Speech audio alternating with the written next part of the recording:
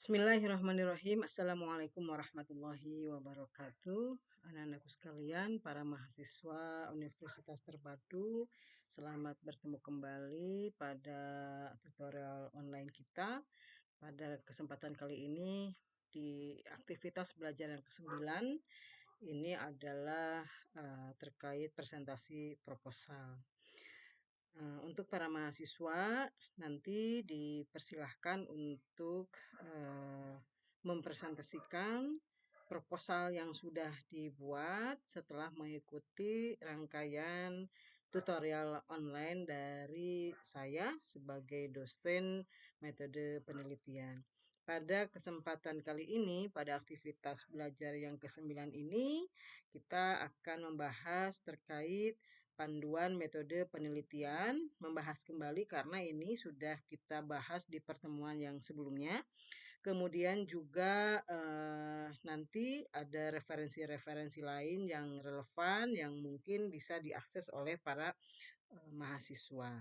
Demikian pengantar dari saya selaku dosen metode penelitian pada Universitas Terbuka.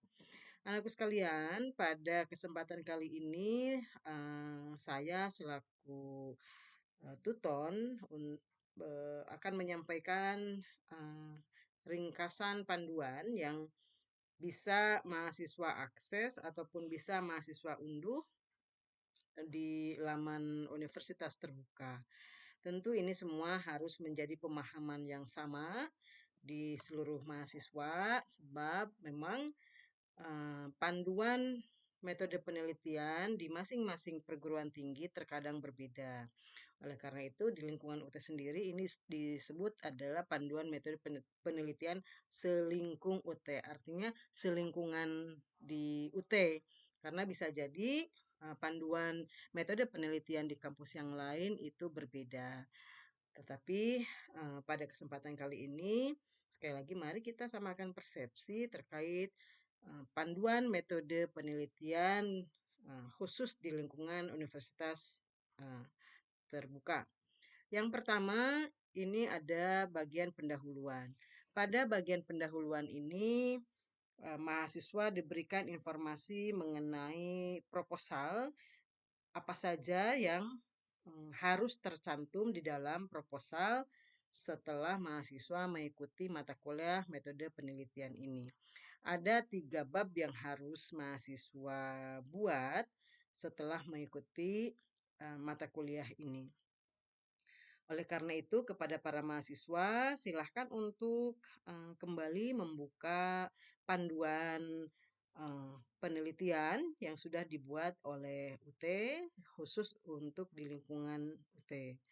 Tentu ada beberapa poin yang perlu kita cermati bersama terkait penelitian ini. Kita pahami bersama bahwa metode penelitian ini para mahasiswa bisa memilih ya sesuai dengan jenis penelitian yang akan dilakukan. Bisa itu dengan menggunakan metode penelitian kuantitatif, bisa juga menggunakan metode kualitatif atau bisa juga dengan menggunakan campuran ya kualitatif juga kuantitatif gitu ya. Jadi bisa mana saja mahasiswa memilih sesuai dengan jenis penelitian yang akan dilakukan. Penelitian dengan menggunakan metode kuantitatif ini bersifat ataupun ciri-cirinya adalah terstruktur, kemudian juga objektif, menggunakan instrumen yang baku, kemudian juga dapat replikasi fokus pada variabel. Jadi nanti dalam judul itu ada beberapa variabel yang akan diangkat. Variabel itu adalah variabel X dan variabel Y. Bisa juga menggunakan variabel M ataupun variabel mediasi. Jadi di penelitian kuantitatif ini semua variabel tersebut memang harus diangkat dengan menggunakan pendekatan penelitian kuantitatif. Kemudian yang kedua, penelitian kualitatif. Penelitian kualitatif ini mengungkap makna, kemudian juga sifatnya mengeksplor, ya, kemudian partisipatif, subjektif, ya, dan kontekstual. Ini ada beberapa perbedaan atau ciri khas antara penelitian dengan menggunakan pendekatan kuantitatif dan penelitian dengan menggunakan kualitatif, atau misalkan mix method, campuran antara penelitian kualitatif dan penelitian kuantitatif ya. Kemudian teknik pengumpulan data ini kalau kualitatif bisa dengan menggunakan wawancara, kemudian juga observasi atau dengan dokumentasi. Kemudian kalau kuantitatif ini bisa penyebaran kuesioner yang itu di breakdown dari indikator, dari dimensi dan dari variabel, kemudian juga bisa dengan survei, kemudian juga bisa dengan observasi terstruktur. Nah, terkait sistematika proposal penelitian, yang pertama adalah di bab pendahuluan. Ada apa saja di bab pendahuluan ini? Di bab pendahuluan ada latar belakang, ada rumusan masalah, dan ada tujuan serta ada manfaat. Yang harus difahami bersama oleh anak-anak mahasiswa terkait latar belakang. Latar belakang ini mahasiswa yang akan melakukan penelitian ini harus memiliki kemampuan untuk mengangkat atau mengungkap variabel-variabel yang akan diteliti, baik itu dengan menggunakan kuantitatif, menggunakan kualitatif, dan atau menggunakan mix method. Nah, variabel ini harus betul-betul diangkat, terutama variabel Y. Karena variabel Y ini adalah variabel yang dependent, variabel yang dipengaruhi, variabel yang terikat. Oleh karena itu, permasalahan yang akan diteliti terletak pada variabel Y. Kemudian setelah latar belakang, ini ada rumusan masalah dan tujuan. Rumusan masalah eh, dengan tujuan ini harus memiliki kesesuaian, baik dari ungkapan ataupun pertanyaan, juga dari jumlah.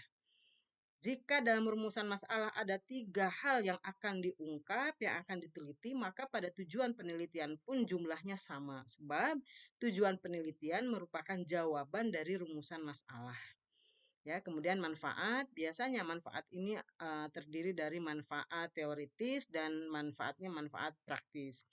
Yang selanjutnya adalah studi pustaka ya pada bab 2.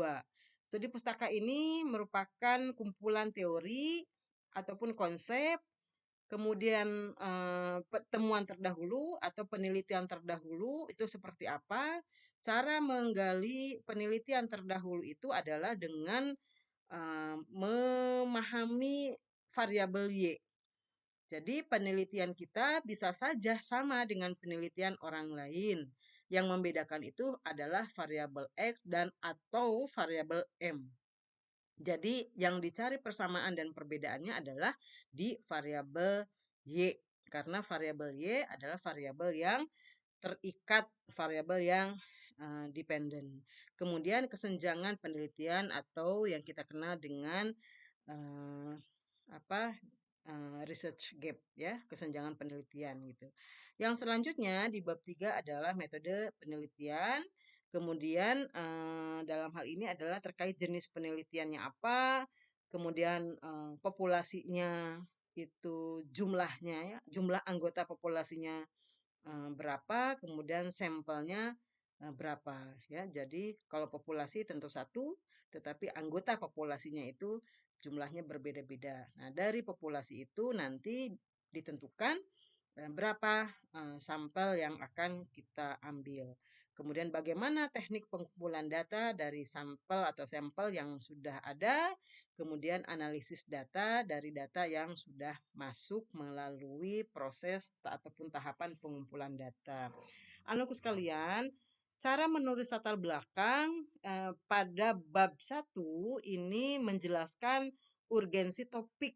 Ya, tadi saya sampaikan bahwa penelitian ini berfokus kepada permasalahan yang ada di variabel Y. Ya, jadi di latar belakang itu diungkapkan terkait fakta-fakta, terkait data, kemudian menunjukkan kesenjangan antara teori dan fakta, juga merumuskan tujuan dan pertanyaan dari penelitian ya. Pertanyaan penelitian itu dirumuskan dalam rumusan permasalahan.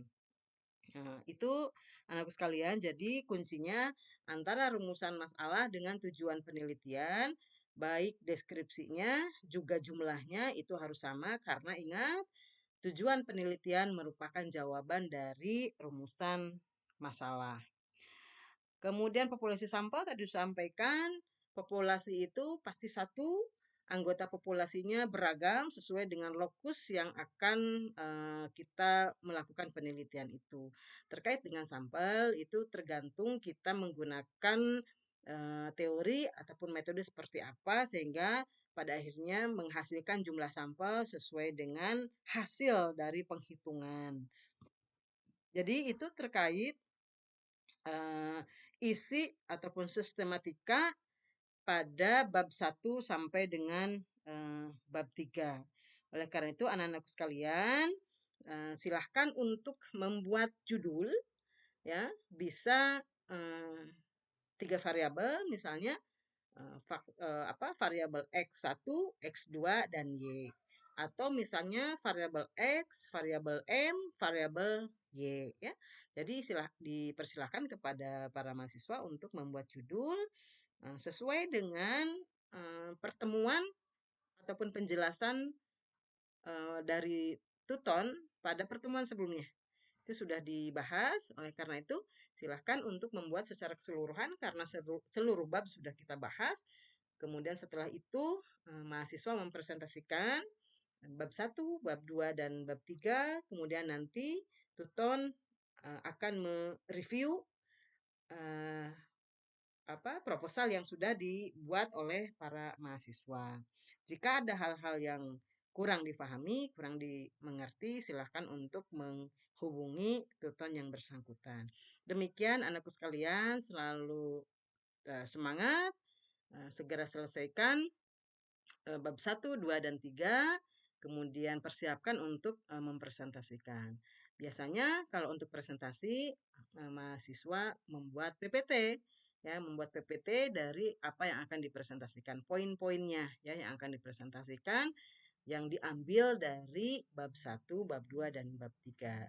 Tetap semangat. Demikian dari saya. Assalamualaikum warahmatullahi wabarakatuh.